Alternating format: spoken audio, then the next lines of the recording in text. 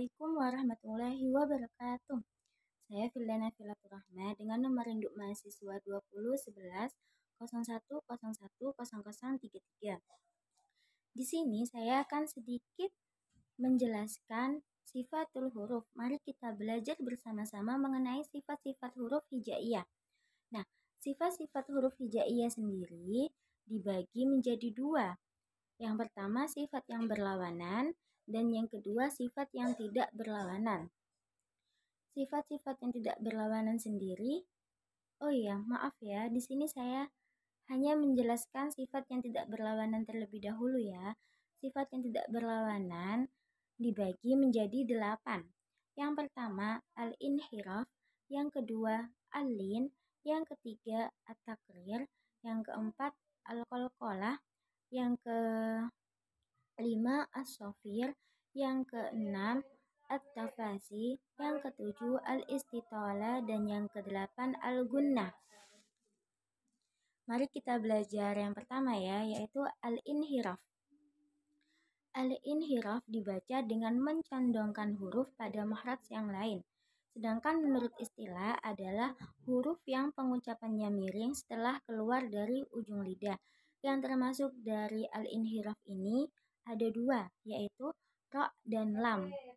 Contoh al-inhiraf yaitu marratun, balla.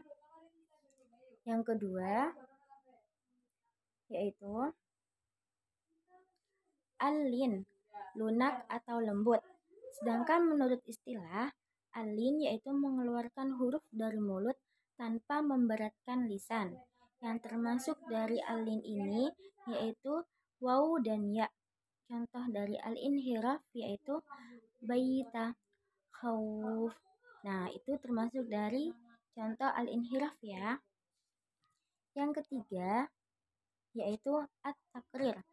At-takrir dibaca dengan menggetarkan ujung lidah. Sedangkan menurut istilah, at-takrir yaitu pengucapan huruf yang disertai bergetar secara berulang pada ujung lidah. Yang termasuk dari at-takrir ini yaitu huruf ra. Contoh al-inhiraf yaitu sarroh, gofarta. Nah, itu dari contoh al-inhiraf ya. Jadi digetarkan di ujung lidah. Selanjutnya yaitu al-qalqalah.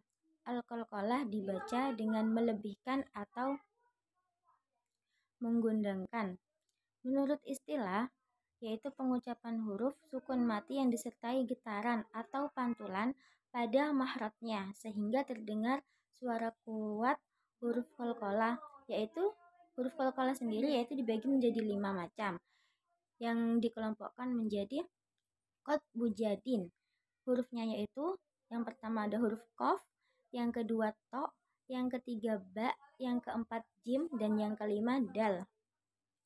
Macam-macam qalqalah dibagi menjadi 2 macam, yaitu yang pertama qalqalah kecil atau sugro. Qalqalah ini yaitu apabila salah satu dari huruf qalqalah itu berbaris mati dan baris matinya adalah asli karena harokat, sukun, dan bukan karena waqaf. Contoh dari qalqalah kecil atau sugro ini yaitu yatma'un, yad'una. Nah, itu contoh dari qalqalah sugro atau qalqalah kecil. Dan yang kedua itu qalqalah besar atau kubro. Qalqalah kubro apabila salah satu daripada huruf qalqalah itu dimatikan karena wakaf atau berhenti. Dalam keadaan ini, qalqalah dilakukan apabila bacaan diwakafkan, tetapi tidak diqalqalahkan apabila bacaan diteruskan. Contoh dari qalqalah besar atau qalqalah kubro ini yaitu al-falaq, alaq. Itu contoh dari qalqalah kubro ya. Dan selanjutnya yaitu as-safir, membunyikan huruf tertentu dengan bersiul. As-safir menurut istilah adalah suara tambahan yang keluar dengan kuat di antara jujung lidah dan gigi seri. Yang termasuk dari as-safir ini terdapat 3 huruf, yaitu shad, jim, dan sa. Contoh dari as-safir yaitu as-safir sendiri tuh dibagi menjadi 3 macam, Yang pertama, sofir kubro. Sofir kubro yaitu sifat sofir yang besar yang terdapat pada huruf za. Contohnya yaitu az-zuhruf, az-zuhruf. Nah, itu contoh dari sofir kubro. Sedangkan yang kedua, sofir wusto yaitu sifat sofir yang tengah-tengah yang terdapat pada huruf sod. Contohnya yaitu as-sodikin. Dan yang ketiga yaitu sofir sugro yaitu sifat sofir yang kecil yang terdapat pada huruf sin. Contohnya yaitu bismillah. Itu contoh-contoh dari as-sofir. Selanjutnya yaitu at-tafasi, yaitu dibaca dengan menyebar atau meluas. Menurut istilah adalah pengucapannya huruf disertai menyebarnya angin di dalam mulut. Contohnya pada surat at-tafasi ini yaitu huruf sin. Contoh at-tafasi yaitu as-syaiton, tastaru, itu contoh dari at-tafasi. Selanjutnya yaitu al-istitolah, dibaca dengan memanjang. Menurut istilah, al-istitolah yaitu pengucapan huruf yang disertai memanjangnya suara dari awal sisi lidah sampai di ujungnya di sebelah kiri atau kanan lidah. Yang termasuk dari huruf al-istitolah yaitu huruf do.